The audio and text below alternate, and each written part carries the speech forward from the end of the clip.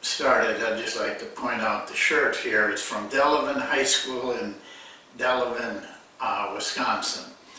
I spent some time there this spring, about 3 months, and got to know a lot of the basketball people. This shirt is sent to me by Kenneth Timmerman, who plays for the girls team. Very nice player. I really expect to see her after this year playing in college someplace, and I wish her well and thank you for the shirt. I'd like to talk to you a little bit about coaches. I've been doing this now for, I think, almost 4 years.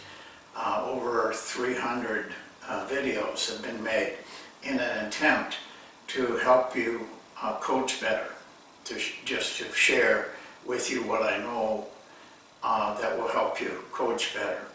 I look at coaches that we have at the present time in kind of 3 categories.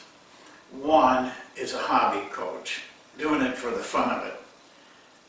Probably more of a youth coach, but some of them are coaching high schools, varsity teams also. They may be coaching because their son's on the team or their daughter's on the team, or they just like to have fun. They have no intention of it being a career. Then there's the ego coaches. They coach for status. They coach to be seen. They coach to be a big name in the community. They like going down the street and having people call them coach and talking to them and tell them nice things at home. But those 2 coaches don't interest me a lot. My interest in those 2 coaches are that by watching Basketball Talk Pro, they may change in this way to the 3rd category, which is what I call the coaching pro. This is the coach that this is what they want to do. This is what they want to be. It's not about ego. It's not because it's fun, because they get a great deal of satisfaction from either the coaching part, the game part, or helping the young people. Those are the people that I'm really talking to. Those are the people that will make everything right in our profession. And one of the things that a pro does is he never stops learning. He studies the game. He takes advantage of every thing and tool that he can or she can. And in line with that, those are the hobby, the ego, and the pro coach. We're trying to help you with an area I think that's important to you, and that is the statistical area. It can really make a difference in what you do as a coach.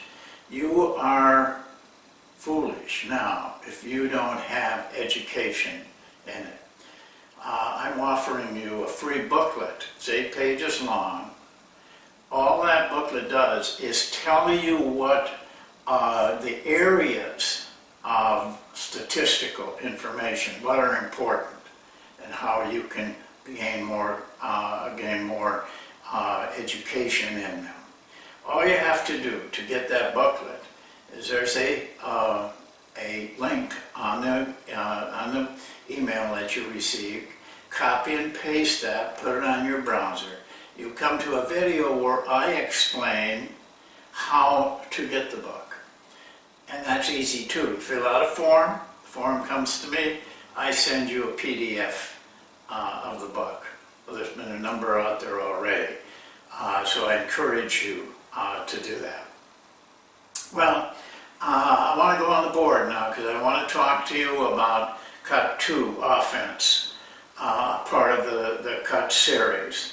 I'm doing this, as I've told you, but I have to remind everybody, I'm not doing this to sell the Cut series. I don't need to do that.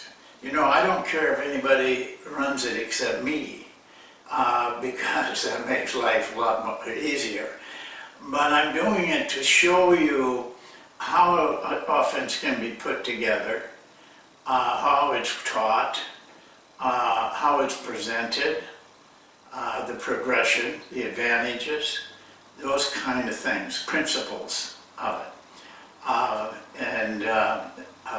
So I want you to watch and listen with that kind of a mindset that you're here to learn. Not necessarily to learn a offense, but learn about coaching an offense. We'll go to the yellow board now. Well, cut 2 kind of evolved out of cut 1. It actually started as a counter to one thing that defenses were doing against us. But then we found out that it was a good offense in itself. And you'll see that this offense is almost unlimited in the things that it can do. It gets kind of crazy, but it's can be very effective like that. I just don't know of anybody who can really come up with a defense against it. But how it evolved was this. This is the first pass, and we make the cut 1 cut. And we were having trouble, not trouble, but they were really giving us great opportunities by playing over this screen so far to keep this guy from getting the ball. Now I'm going to tell you right now, don't hurry to get past cut 1 to this. Everything in cut series emanates from cut 1, and you'll see that by the end of all the steps that we're going to take.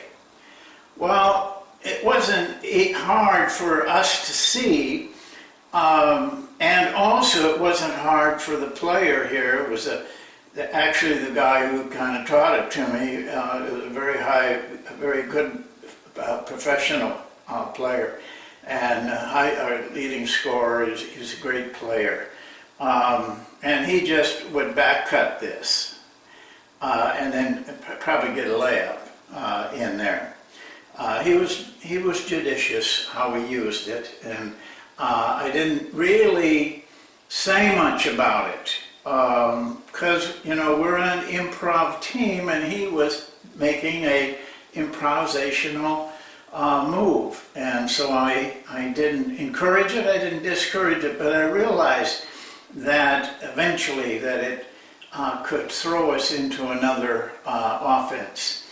And so what we did is, as that cut was made, if nothing happened, we pushed the 5 guy out. It may be about the top of the key, a step out, depending on what kind of players you have. So now the ball is in this wingman's hands. 5 is out here. 1 and 2 are lined up like this. So it just was natural to kind of evolve into floppy. These guys doing a pin down here. But I never ran the floppy as it is. I don't care that much for it. I don't think it's really effective. Too rigid, too controlled. We wanted something different.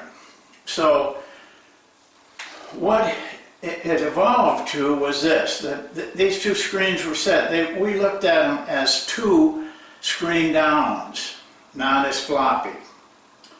And then we allowed these 2 players to use all the stunts off of a screen down that we have shown you already. Coming out here and with a post up, curling it, back stepping it, slipping the screen, those 4 things that we've shown you. When we had a team for a while, we had a few other things. So the pass was made, the cuts were made originally to make sure we got some movement in. We told them that one of the things they could do to get started, to get some motion going, was to just just exchange. Not really screen, they could if they wanted to, but just exchange and then run all of their moves. Now you've got a real kind of movement. But then it started evolving beyond that. And so we kind of let it grow. And here's the third thing, but there's a lot more in this. You need to get my book because I got everything outlined in there. But what we found was how they could do whatever they wanted to do. You're going to say, well, God, they run into each other, how, all of that. I didn't care. I encouraged them to be creative, find ways. Well, here's one thing. This guy could curl, let's say, and pop. All right. But over here, this guy might be backstepping. He might be curling, or she, or popping, or cutting to a regular, and then that guy would post up. All the time, these two screeners are very active. It looks like a flurry in there, a blizzard of activity. And then you start to see things you've never seen before. Here's one that just came up. He curled. This guy started, I don't know what he was going to do. I don't know if he knew what he was going to do, but he saw the curl. So he continued out off of that screen, who was popping, but he came out, and we had another look at it. And then one night, he curled, this one curled. Well, when they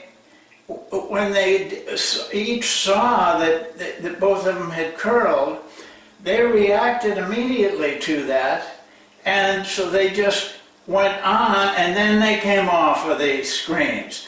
And I think one of them backstepped it. It was like you couldn't have drawn up a play.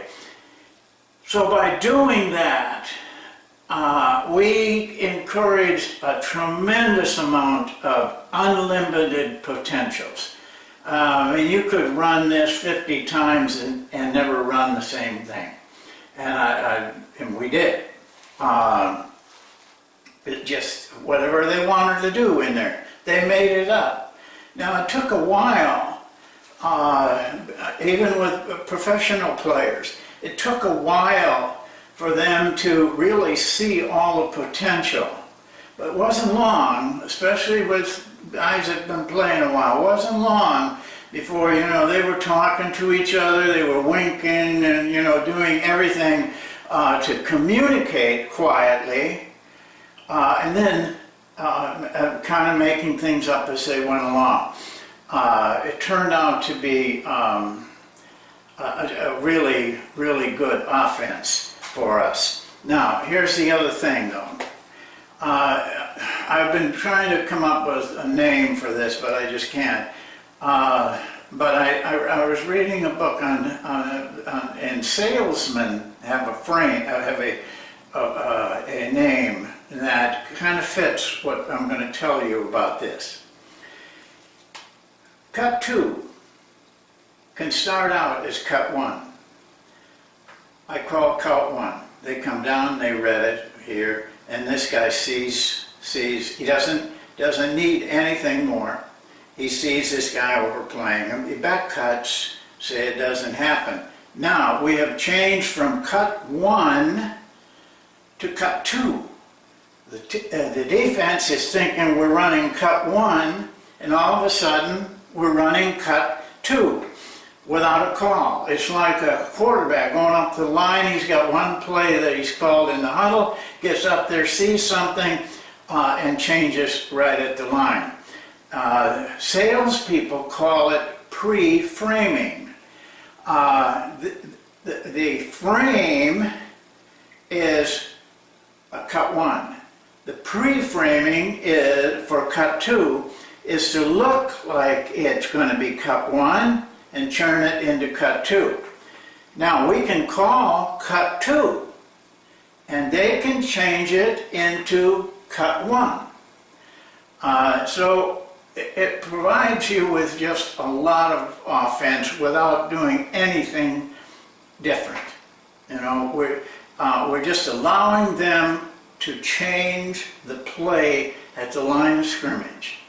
The defense is a little different, and we've got more. As we go through this series, you're going to see that we got all kinds of changes that can be made. Well, this is cut 2.